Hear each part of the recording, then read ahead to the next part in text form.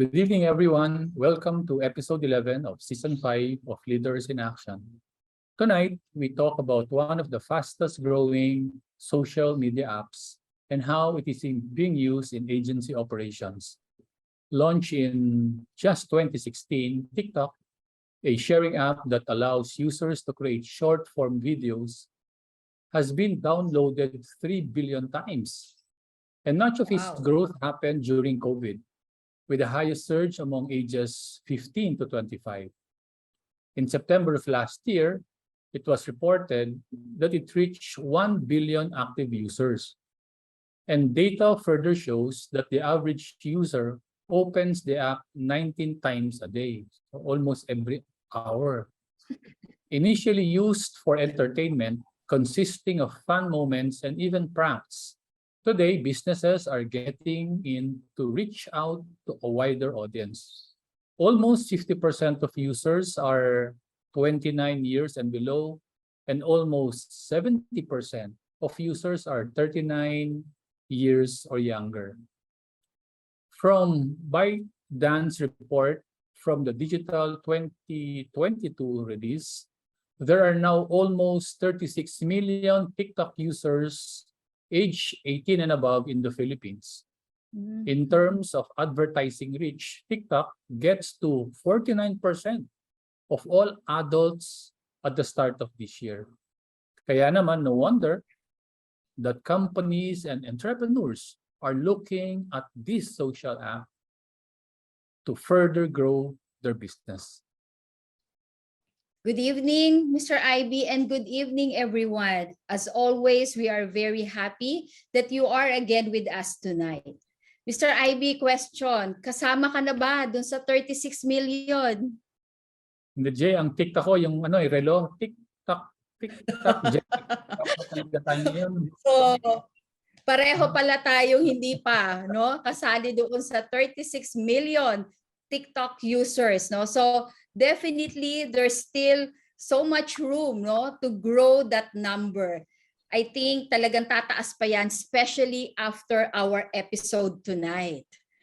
It is truly amazing that something which started purely as a means to share homegrown entertainment short videos has become not only a big business globally, but also as a tool for something serious like life insurance.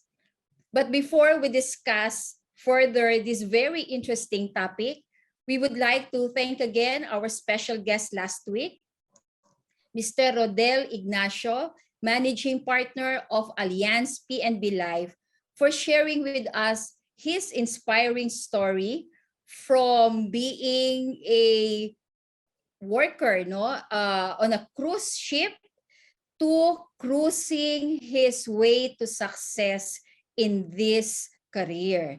So, Rodel, maraming salamat ulit. Now, back to our topic for tonight. We have seen that the surge of TikTok really comes from the younger ages, and that most of its active members or users are the millennials and the Gen Zs. Considering the demographics, there is, Mr. Ivy, no, a match or alignment with the recent developments in the life insurance industry as more members of the younger generations are getting into the business. But how the TikTok app is actually being used or made part of one's agency or unit operations is really something interesting to hear and learn. So we are very pleased, no, to have with us tonight to help us better understand how we can put our agency or unit in TikTok, no. We will be joined by this young lady manager who is able to utilize the TikTok app to her great advantage. So ladies and gentlemen, dear leaders, friends, please help me welcome our special guest sharer FWD's Associate Financial Wealth Officer, Miss Yani Moya. Hello, Yani. Everyone. Hi, Ms. J and Sir AIB. Hi, Yes. Yani. Hi, Yani. Thank you again for accepting our invitation to be our special resource person on TikTok. Very, very excited to share my story. We want to thank you again, Yani, for reducing significantly our average age by joining us tonight. Okay? Opo. My Umpisahan na honor po. natin para masarap. Salamat. We'll start na. So maybe by a start, we will just briefly, we will request you to briefly share with us ano ba yung iyong pinagkakaabalahan before you joined the life insurance industry. Okay, so I was a BS Industrial Engineering student po when I joined the insurance industry. Initially, I was a working student, taking leadership roles na talaga in college, in organizations in college. And I needed extra income. That's how it started po. So as a student, that's what I initially did. At first, it was a part-time activity po. So, hindi talaga ako active. It came even to a point that FWD emailed me na matatanggal na ako because yung benta ko hindi umabot sa minimum ng agent for the year, no? Parang may mga ganun po. Hindi ko alam ano yung tawag. I forgot. Renewal requirements. Apo, mga renewal requirements, no? So, hindi ako umabot. And I think it was only like around 60,000 APE and yet hindi ko pa na-hit at that time, no? So, that's how I'm not really focusing in this. No, and then after graduation, I actually joined NGOs. So, may NGO po ako where I used to work when I was in college. They hired me full-time. Still part-time pa din with the business, no, with the industry. And then, I actually had the opportunity to be part of a good organization inside the company. That's when I decided to go full-time, and then I let go of my NGO work at that time. All right. Now, una-una maganda yung narinig namin na while you're still a student, you're trying your best to make ends meet, no? At nakita mo ito as a one way of actually helping you, no? Sa totoo lang, ang misconception kasi dati, kapag katulad mo na mga bata, hindi nag-iisip na going into this business, ano. Fast forward, we're happy to note na naging MDRT ka na pala, hindi ba? Mabilis ka. Ilang beses ka na ba naging MDRT? 3 times po, thankfully 3 po. times. So every year since you joined, MDRT ka. Actually, I joined 2017. So yun pa po, student pa po ako noon hanggang 2018. I became full-time 2019. So I'm MDRT 2020, 21, 22. Oh, galing ah. And then MDRT ka, pero bakit mo namang naisipan na mag-try to become a leader and have a group of your own? So, like I said po earlier, no, back in college, I was actually a student leader. So, I was leading international organizations. Parang it was innate or it was something that I really enjoy, talking to people and leading people to their greatness. And in 2019, I said, you know what? I want more people. Again, in our organization in AQuest, it's not just the traditional way of doing insurance. So I said, wow, now I enjoy this industry. How can I now bring in more people so that they can also experience the good life that I'm experiencing because of this industry? That's where it started po, na parang I wanted to give also the same opportunity to people who are probably, let's say, they are right now, at that time, they were lost in their career, hindi nila alam anong gagawin nila, why not try this out? No, I started really getting recruits, my close friends, or not even close friends, I would say my friends, no? In college, in high school, family friends na parang lost sila sa career nila, and I feel like I found my purpose here. So sabi ko, what if I can also share this to others? So that was the intention, to also make others experience what I'm experiencing. Ganun lang po yung nag-start. Again, napakasarap pakinggan. So young and yet you're already very conscious, no, of the purpose that you want early in your life. So congratulations for what you've achieved in the last few years that you are in the industry. Thank you po. Yani, you said that you started, no, as a part-time and then nag-full-time ka na, and then you started also embarking on a leadership role. So nung ikaw ay naging leader na, no, at ikaw ay nag-full-time na, ano yung mga early realizations mo about your role as a leader in the insurance industry? Realizations ko is that, number one, people who have stayed in the industry for a long time are successful. So people don't fail here, people just give up. Wala pong nagfe-fail sa insurance industry, except they just give up early.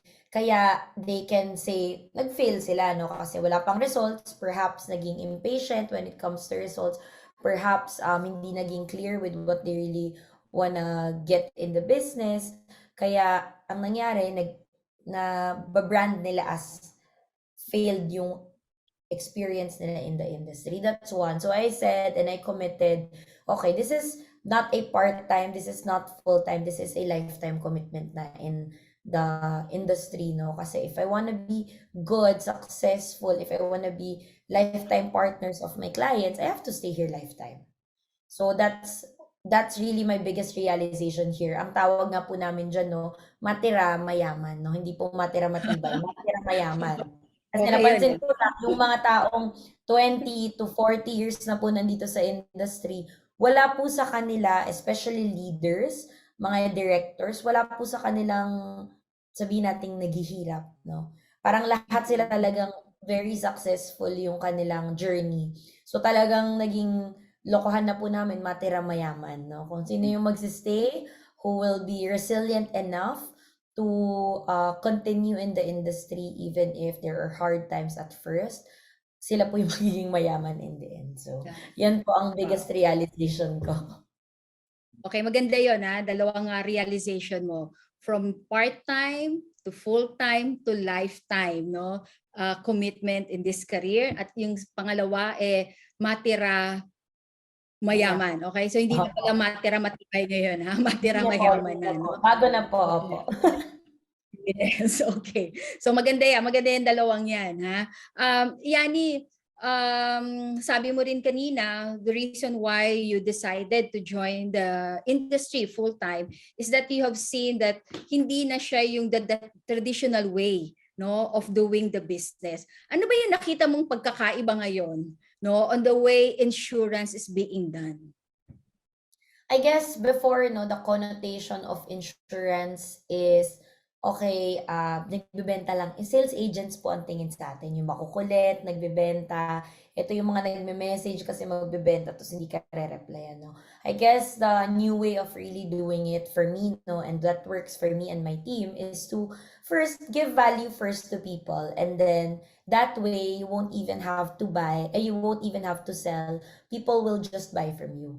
If they see the value that they get from you, they automatically ask you how can they support your business, and they see that you're the best at what you do, they will automatically connect with you and message you, no, to maybe connect with you to help them with their finances, with their insurance needs. And I'm very proud, no, to say that I guess the past almost 2 years na, since I would say January last 2021, I don't really message people anymore to tap as clients. Clients? So I became MDRT 2021, even now March MDRT na po ako, because people Wow, message me. congratulations. They messaged me po, and I guess when I take a look at my everyday activities, I don't really message people. I don't really message clients. I think what really works for me is that every day I just look for ways to add value. Okay, that's through my content. So, okay, how can I add value today? Turuan ko naman yung mga tao paano magbangko. Turuan ko naman sila ngayon paano mag-invest sa iba-ibang investment opportunities, paano mag-invest in forex, paano iba-iba po. And the more I gave out contents, value-adding contents to on my different platforms, the more it came back na yung tao na talaga yung nagme-message sa akin. So, kung tatanungin ako, pag tinatanong ako ng mga new planners, what do you send to people pag nagtatap ka as clients, hindi wala akong maalala, titignan ko yung client list ko, wala akong maalala na ako mismo yung nagsabi na, uy, kuha ka naman insurance, or uy, mag-present naman ako sa'yo.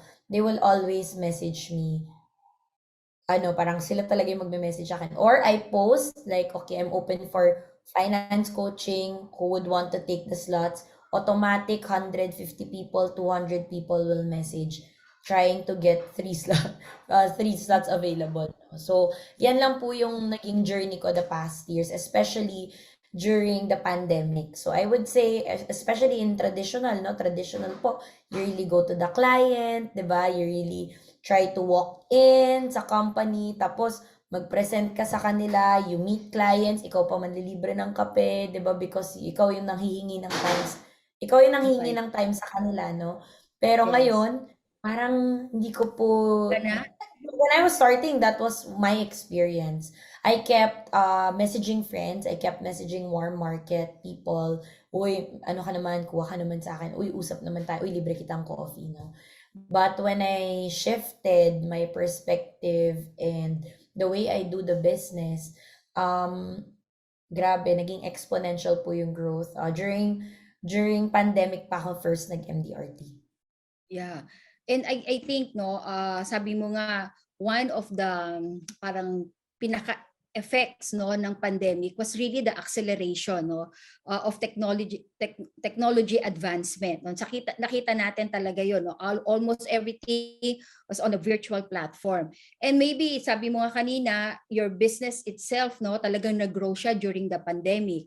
I know that you were also, Yani, tama ba, appointed as associate, financial wealth officer ng FWD 2021, which is also, Yes. sabihin natin, pandemic, di ba? Pandemic pa yon.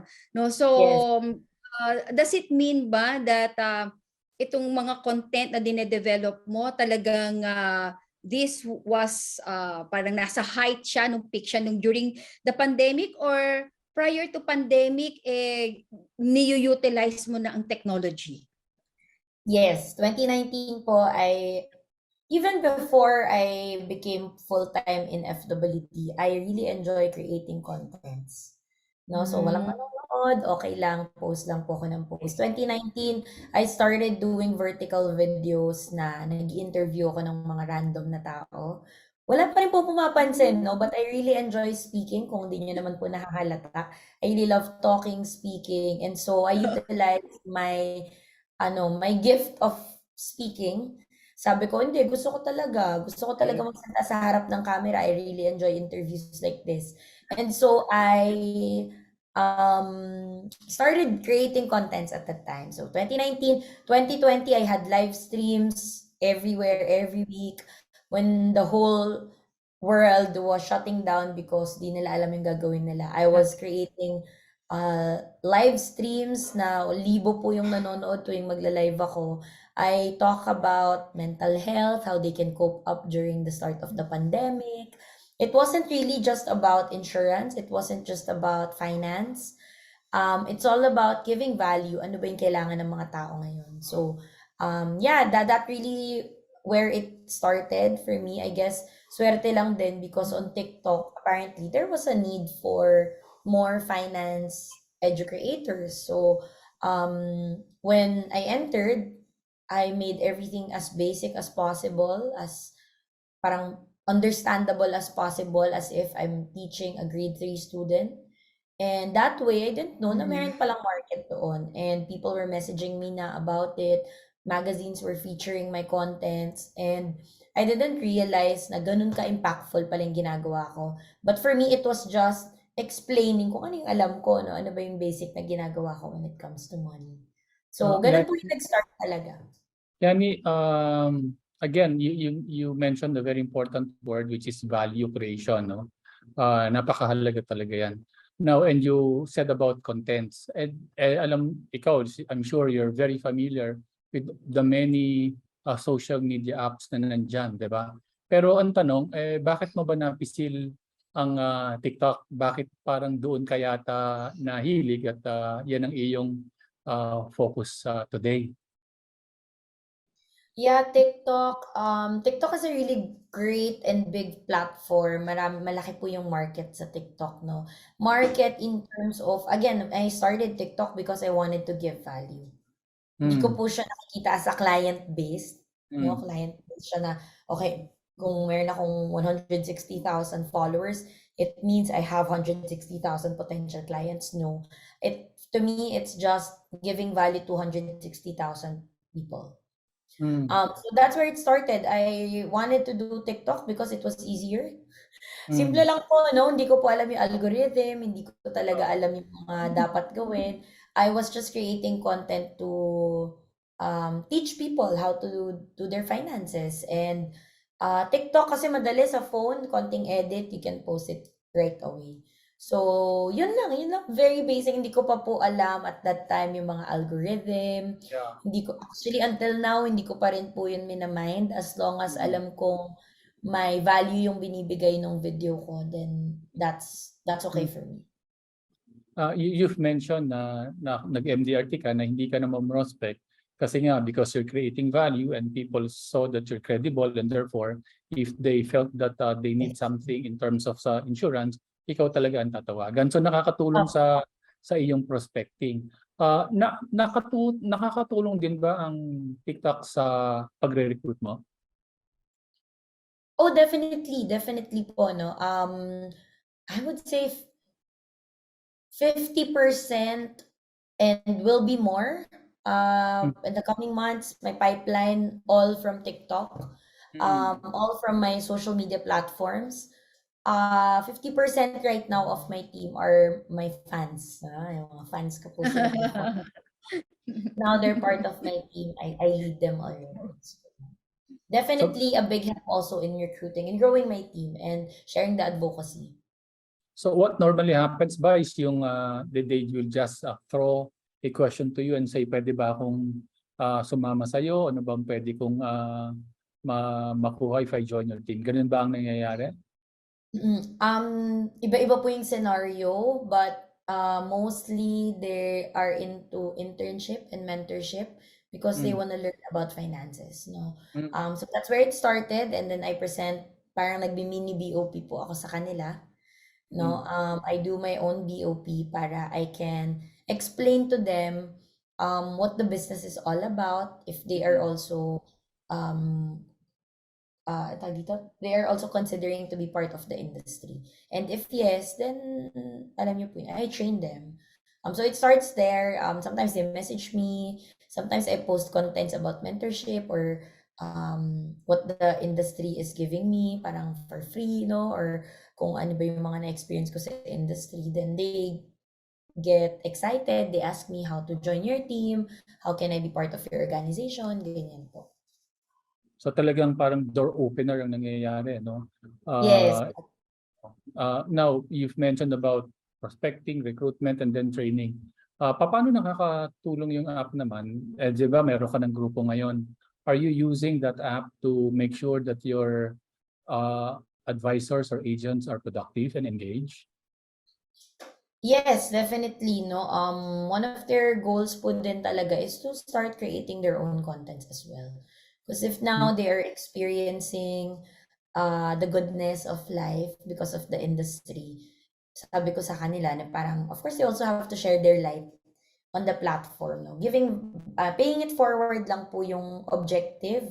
The objective is not to recruit or get clients, but ultimately to pay it forward po. Yani, so essentially, ang nangyayari is that your people are following your example. Kasi parang sila na ngayon, nagkakaroon ng confidence ba na gumawa ng sarili nilang content, and katulad na nangyari sa'yo, pag meron silang magandang content, people now will begin to be interested and maybe will be asking questions also. Ganun ba yon?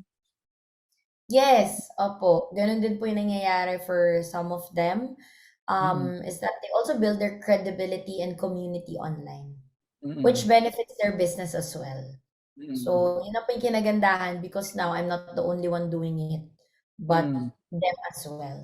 So, automatic creating contents, non-negotiable na po yan, no? So what I'm getting from you is that you were able to get into this because simple nga and convenient na gamitin yung TikTok, di ba? Pangalawa, sabi mo nga, napakarami agad ang pwedeng ma-reach, no? And pangatlo, which is actually very important nga, is that yung value that you're creating. Para obviously, napakaraming Pilipino ang talagang gustong makarinig ng mga katulad ng on finances, on mental health, and this is a way by which you can reach out to them, no? That's good, no? All right. Thank you, ha. Yani, no, very clearly, talagang you have a very strong social media presence. No? Sabi mo nga, 160,000 plus followers and more than 1.1 million likes. No? And I'm sure yung numbers na yon, no, still continues to grow.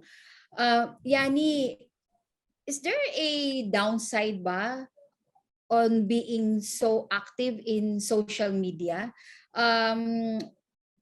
Meron ba siyang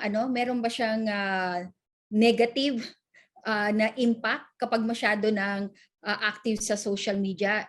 And when is it enough or when is it too much?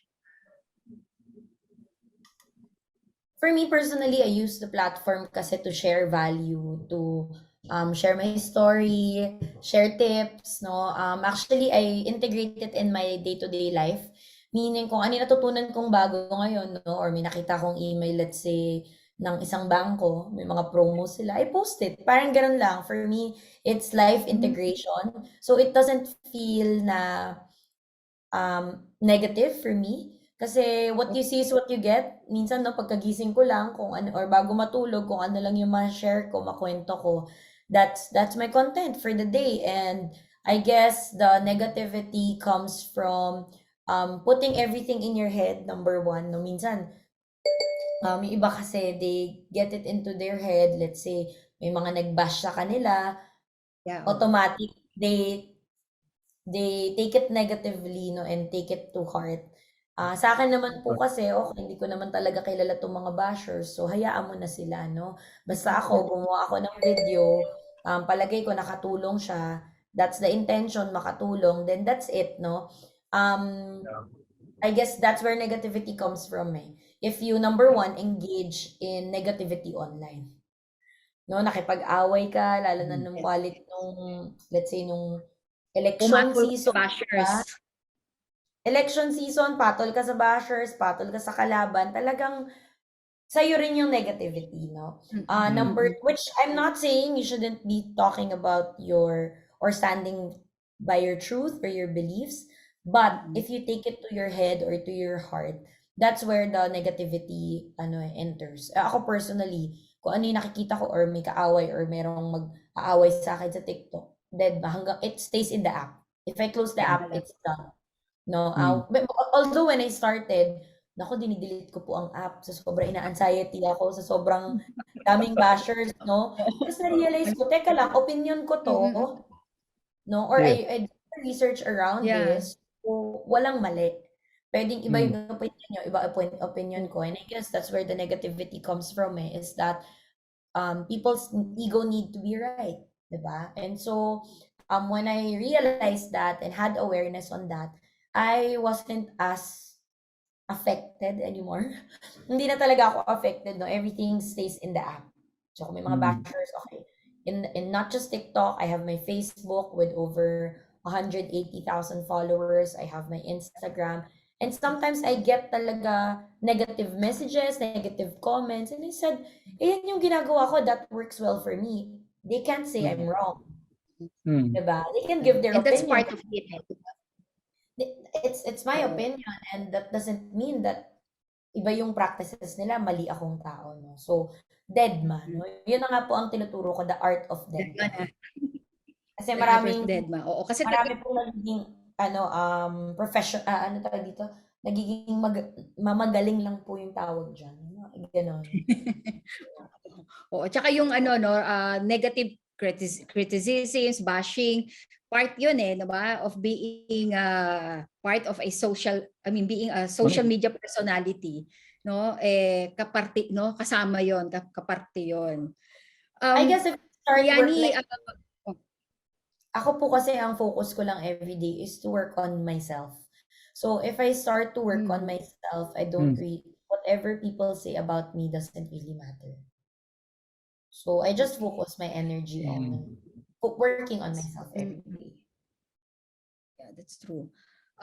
Yani Mr. Ivy mentioned kanina no that generally 19 times nagda-download ba o nag-open ng TikTok ang isang individual.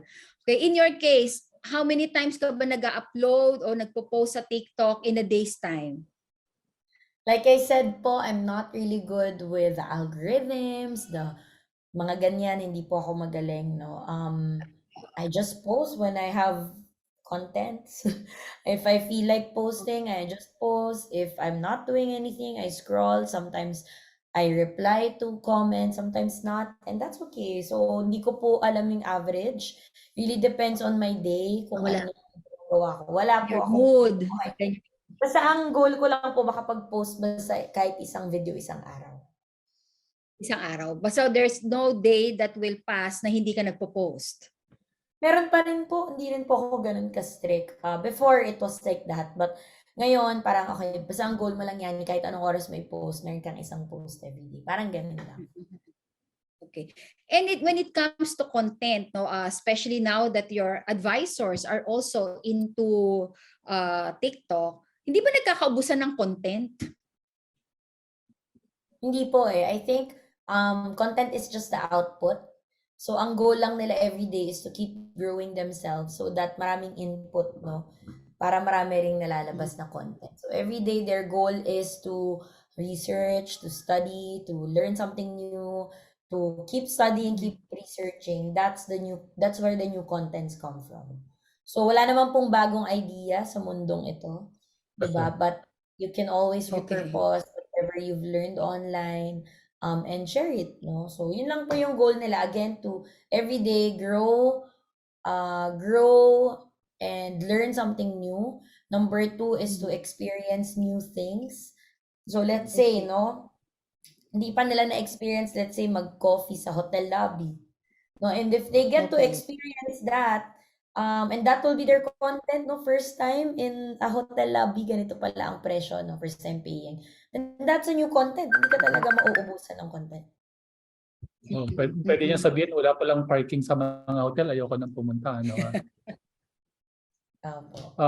Yani, sabi natin, ang sa TikTok, normally, younger age yan, di ba?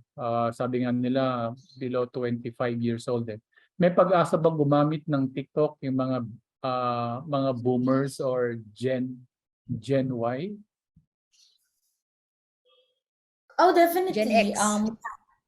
We have actually a platform called a program called Empowered, where leaders of different industries and even people outside the industry, basta leaders in general, I would say mga 97% po is from the insurance industry. Empowered, actually, we allow even Gen X to learn the platform, to do live streams like this, to learn all of these things, no?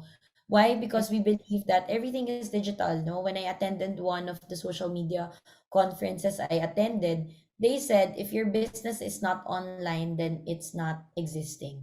It's not existing. Tama naman. Existent. Why? Kasi lahat na po, no, is online. So you, for example, me, I treat myself as a business, then I have to be online. I have to be available online. So yes, yung Empowered class po namin, which is graduation na next week, no, I'm a mentor coach there. We actually promoted and taught even the Gen Z, no, ano ba yung tawag dyan kapag sila na po yung talagang sikat sa industry natin in different companies because they've been here 40, 45 years. They now started creating content. Some of them sumasabog din sa Facebook, sa Reels, sa TikTok, no? Why? because the agenda is to give value and Yeah. not to take business. Yeah, I think that's very important to highlight, no, and emphasize. It's about value creation. Now, marami ka nang naengganyo sa mga nakikinig ngayon, Yani, no? Pero paano, anong iyong suggestion for them? Paano sila papasok ng maayos dito, TikTok? How can they do it right at the first attempt para hindi sila masiraan agad ng loob, no? Hirap naman pala dito. Anong suggestion mo sa kanila? I guess be clear with the intention. Mm. Number one, be clear with the intention. Why do you want to be on the platform? The reason why people are parang demotivated when it comes to the app kasi automatic they feel when they post they want 100,000 subscribers agad. They want 100,000 followers agad. Oo. Now if they don't get that, malungkot sila, no? They feel demotivated doing the platform or exploring the platform even more. But when your intention is just to, for example, when I started, my intention is to number one, be good at speaking on sa camera. Eye to Camera. eye, camera. Oh. Number one, that's one. Number two, improve my speaking skills. Number three, to teach people about money, the basics of money. That's it. Those are my intentions. So, whether sumabog, whether 10 yung manood, whether 1,000 yung manood, I'm happy with that. Because I wasn't focused on my agenda of, maka-recruit ba ako dyan, makakuha ba ako ng sales. And little did I know, I could actually do that. So again, clarity of your purpose. Pero in experience mo, kasi marami kaming nakausap na not on TikTok but sinasabi nga sa social media na hindi agad-agad na dumarami yung followers, di ba? So in your case, how long did it take na parang oops, nag-aano na ako, nagte-take off na ako? Parang I'm very thankful, no? Parang in less than a month, I grew to 100,000 na talaga eh. So right now, it's not growing as fast as that. And the good part is, that wasn't my intention to grow that big. Correct. My intention is to just give value, but until now, I'm consistently creating contents. Yeah. So it's really important that continuously create contents. Ngayon, kung dumagdag yung followers, thank you. Kung hindi, okay pa rin, di ba? If people get value from my videos, okay pa rin. So, yun po. So clear yung sinasabi na kailangan meron kang content na pwede mong i-share, di ba? At klaro rin na ito yung gusto mong objective, hindi yung paramihan ng followers. Now, baka yung iba naman nag-iisip, magastos ba yan o wala naman talagang gastos yan? Anong masasabi mo doon? Is there any investment needed para maka-uptake yung iyong presence dyan? Yung syempre po, ang first investment dyan, yung cellphone. Pero for sure, lahat naman ng tao may smartphone na. So, tanggal na po yan. Bibili, no? Number two is the time and energy that you wanna put in creating the content. So, of course, you have to take time shooting, you have to take time adding mga caption, you have to take time adding yung mga words or designs or stickers or whatever you want. And of course, posting it also takes time. So, that's it. I guess that's the only investment. Number one, laway. Number two ay time and energy. No? So, yun. I totally agree. Actually, parang simple yung sinasabi mo na content, ganyan. Pero sa totoo lang, para ka maka-create ng content, kailangan una-una, meron kang effort to learn. Diba? So, meron talagang effort dapat. Pangalawa, matyaga ka din. And you have to be imaginative and creative, ano? Kaya hindi simple yung create content, 'di ba? Kasi otherwise, 'di ba you have to be different once in a while. Meron something that will keep their interest alive. Ganun 'yun, 'di ba? Yes, opo. So, again, if you integrate it in your day-to-day life, then easier po. Hindi na po siya parang task, but it's a lifestyle already. Before I turn it to Jay, hindi pa nawawala yung iyong privacy dahil parang sabi mo nga integrated na sa buhay mo yan. So that's fine. In other words, parang I'm an open book. Ganun ba yan o hindi naman lahat sinishare? I also, di naman po yung 24 hours a day ko naka-PBB sa TikTok, no? More of, okay, ano ba yung natutunan ko about money today? Ano yung naging practice ko around investing today? Or ano natutunan ko about insurance today? That's what I just share. And sometimes yung solo living life ko, ano yung mga natututunan ko, I give tips. That's it, no? But like ultimately, nasa akin ang control of what to share and what not to share. Because Again, it's my yeah, my very life. So important I point. don't, yeah, I have my boundaries also on what to share. Okay, Yeah. So yun. that's very important na you have control of the boundaries para walang problema, no. Jay, thank you, ha. Yeah. Ano lang, dalawang follow-up lang ako dun sa discussion nyo ni Mr. Ivy. I got interested kasi dun sa sinabi mong empowered, no? Yung class na tawag nyo. How can one be able to join that, Yani? Because we have a lot of leaders who are listening to us now who belong to the earlier generations, no, and who might be interested, no, to go into TikTok. Paano ba sila makakasali diyan sa empowered class nyo? Yeah. So the empowered class is ending. It started May until October. It's a 6-month class po of leadership, learning about exponential leadership, and exponential organizations or teal organizations.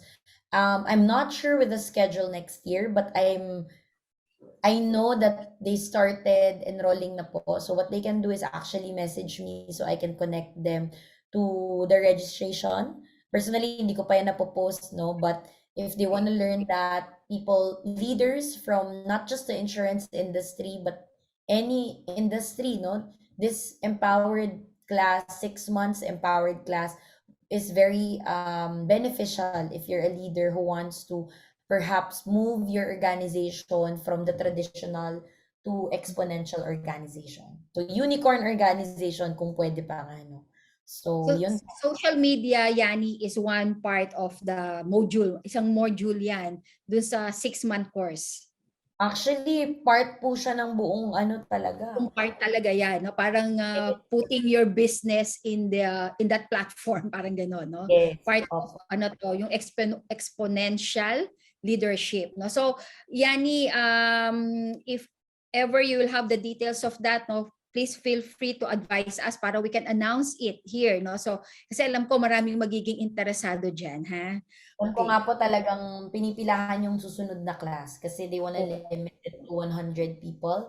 Right Okay. now, I think around 70-80 yung nag-enroll. Kaya lang, since some of them are directors, BMs, UMs, ngayon ang gusto po nila lahat ng tao nila umattend. Kaya lang they are limiting lang. Sobrang ganda po talaga ng program. So, they can message me so I can send them the link. I'm also gonna be emailing you po yung link please. once available na po ulit yung program.